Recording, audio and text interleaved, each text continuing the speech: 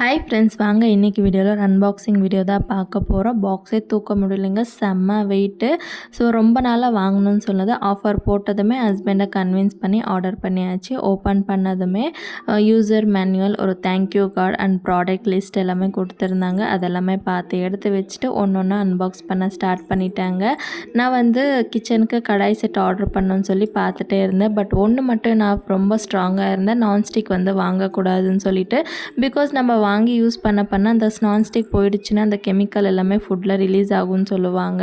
So அதனால் இதான் வாங்கலாம்னு சொல்லி ரொம்ப நாளாக இந்த இன்ஸ்டாகிராமில் இந்த இண்டஸ் வேலி பேஜ் வந்து நான் ஃபாலோ பண்ணிகிட்டே இருந்தேங்க.